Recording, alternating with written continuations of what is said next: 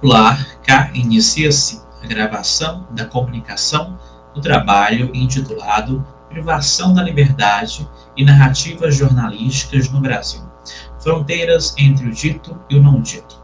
De autoria do professor doutor Francisco Gilson Rebouças Porto Júnior, da Universidade Federal do Tocantins, e do professor mestre que vos comunica neste momento, Giliardi Benavenuto Albuquerque Cavalcante Virgulino Ribeiro Nascimento e Gama.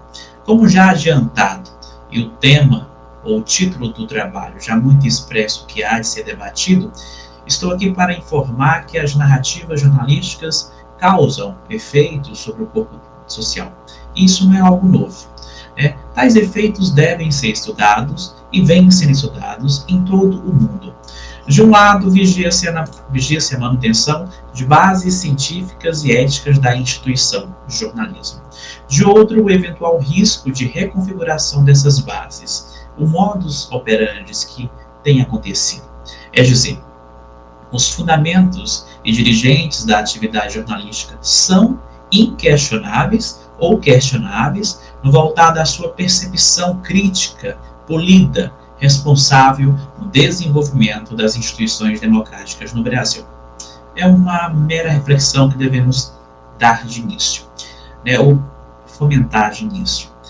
Trata-se de um estudo crítico, reflexivo, sobre o dito e o não dito, apoiando-se na corrente francesa da análise de discurso, em especial do estudioso Magnou, que estaremos no trabalho voltando-nos para notícias do Jornal do Tocantins, um jornal online que fica no estado do Tocantins, uma unidade federativa do Brasil, na região norte. E o plano de fundo são as crises ocorrentes, ou de ocorrência, melhor dizendo, no sistema carcerário ou penitenciário da própria unidade federativa, o Tocantins. Trata-se de pesquisa qualitativa, documental e bibliográfica, e como já dito, voltando-se para a análise de discurso de corrente francesa. Para que se compreenda ainda melhor o percurso metodológico adotado, foi tratado o percurso por meio de alguns critérios de eleição, muito bem pensados, em relação a como deveríamos selecionar essas notícias aptas, eventualmente, a merecer um cuidado analítico. A primeira frase utilizada, o termo de busca no jornal online, foi uso de imagem de pessoa presa. Adotamos também outros critérios de exclusão de algumas das imagens que não atendiam, imagens e notícias, e notícias contendo imagem, melhor dizendo, que não atendiam aos critérios do estudo. Para isso foram eleitos 6 graus distintos ou critérios distintos de exclusão ou tratamento dessas notícias, alcançando-se, ao fim e ao cabo, apenas uma notícia apta, no ano de 2017, a comportar uma análise nesse estudo. Mas antes disso, falemos um pouco sobre as narrativas jornalísticas. É o nosso material mais importante. E para falarmos de narrativas jornalísticas, precisamos falar de acontecimento, de discurso, do dito e do não dito. Pois bem, o acontecimento é tido como princípio da notícia jornalística, mas não anterior ao fato. É algo exterior ao indivíduo, arrimando-se ao ser observador, o qual terá a capacidade de valorar e dar sentido ao acontecimento. Neste momento, observam-se fenômenos que relacionam o indivíduo e os acontecimentos, por meio da cultura, da história que estão comportadas na sociedade. Transpõe-se o mero ser, o mero indivíduo, e alcança-se o comum, a coletividade. Neste momento, trabalham-se imagens próprias de constituição do coletivo, ou dos diferentes tipos de constituições das diferentes coletividades de seres humanos. Tem-se, necessariamente, uma relação indivíduo com a sociedade, um valor midiático ou material possível de consumo repetitivo pelos membros desse corpo social. O acontecimento ele se configura em notícia ou protagoniza-se na linguagem jornalística e se torna um estudo dos mídias. O acontecimento também tem seu nascimento na dialética perene, que pode ser ordenada ou não ordenada, a depender da percepção do ser, do assimilador e intérprete do mundo dos acontecimentos, portanto. Isso tudo nos faz rememorar o processo evenencial. Já na vez do discurso, disse que transfigura-se ante os elementos da língua, da linguagem, da fala. É o funcionamento da linguagem, é a linguagem em uso, numa dimensão social, com força histórica. Esse movimento é analisado e também chamado de análise de discurso. E tudo isso nos leva ou nos conduz ao dito e não dito. Nesse dito ou não dito, tem-se o sentido em detrimento do conteúdo, inquirindo-se as semânticas, verbais e não verbais, sem se ater a uma ordem de palavras, uma descrição ou um meio de comunicação certo. A análise de discurso é tido como uma técnica de exploração de relações envolventes da narrativa, com a realidade social, explorando a produção e o processo social de leitura de significados.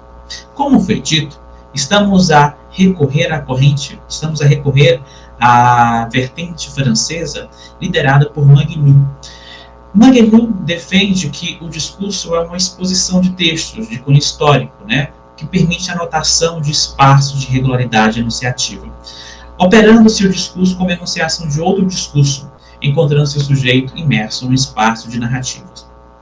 Como foi dito, de todo tratamento metodológico aplicado, encontrou-se apenas uma notícia apta à análise no ano de 2017, ano de interesse, que está titulada como 5 detentos fogem da cadeia em Indianópolis, localizada no periódico Jornal Tocantins. No momento da análise, a análise foi dividida entre o dito e o não dito. No momento do não dito, alguns dados preliminares foram levantados e cá quero apresentá-los. O sujeito que falava na notícia dizia-se oculto, não se apresentava, mas tratava da evasão de 5 pessoas, pessoas que estavam anteriormente no sistema carcerário. A quem se dirige a notícia? Entende-se pela análise que a toda a sociedade, em especial a advogados, defensores públicos, juízes, familiares de pessoas segregadas na respectiva unidade penal e, principalmente, aqueles que afeiçoam ou se afeiçoam por eventos de crise no sistema carcerário, por ação policial, por sensacionalismo de operação repressiva estatal, entre outros elementos que podem muito bem concatenar essa análise. O significado do que se fala. A análise apontou que possui um caráter informativo, mas com marcas jornalísticas sensacionalistas sobre a evasão de pessoas no sistema carcerário. E qual seria a razão pelo qual se fala?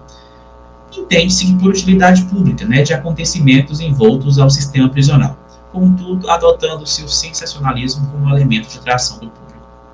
A maneira com que se fala mantém um caráter informativo, mas de tom sensacionalista, com a adoção de discursos suspeitosos em alguns momentos, do ponto de vista ético e técnico, reproduzindo dados de eventos internos, policiais, que resultaram ou informaram a fuga, bem como dados pessoais de pessoas que estavam neste momento todo, nesse acontecimento todo, sem nenhum cuidado ético ou técnico, por vezes. O público ouvinte. Entende-se que a sociedade geral, especialmente familiares de pessoas presas, sobre as quais recai inicial interesse na apreensão da situação e o tratamento dessa realidade. E quais seriam as instituições, ou qual seria a instituição que autoriza esse discurso, que alimenta as narrativas por meio de dados, que sem esses o jornalista poderia ter um problema, uma dificuldade de desenvolver o seu discurso. Na notícia em análise, foi a Secretaria de Cidadania e Justiça do Estado de Tocantins, no Brasil, e a Polícia Militar do mesmo Estado. Em fecho, e toda essa análise poderá ser melhor acompanhada detalhadamente com a publicação das actas completas, tem-se por fecho que a análise demonstrou a materialidade da língua, da linguagem, a idealização de tudo isso, a maneira como o orador se porta ante um acontecimento que deve ser lido com todo um cuidado técnico, ético, social e legal. Por vezes, não se observa todo esse apreço, todo esse esmero, e isso pode lançar o jornalista, o profissional, o orador, e todos aqueles que estão unidos a esse, em situações muito delicadas. E, em última instância, a própria instituição democrática do jornalismo, colocando-a sob sendas queixosas, duvidosas, obscuras, envolvendo desrespeito, por vezes, a limites que deveriam ser respeitados do ponto de vista ético, social, humano e legal. Então, a reflexão nos leva a esse cenário, né, de cuidado com aquilo que é produzido, com as narrativas jornalísticas que são desenhadas e colocadas ao leitor, né, leitor que por vezes não tem um bom direcionamento sobre o que está a ler e pode, muito bem, ser convencido por leituras rasas de realidades que por vezes não tem o menor domínio, sequer a pessoa do orador. Até porque envolvemos inúmeras áreas da sociedade, com disciplinas certas cada elas, e se não dominadas, podem ser exploradas de uma maneira desvirtuosa. Essa era a proposta de agora, agradeço a atenção.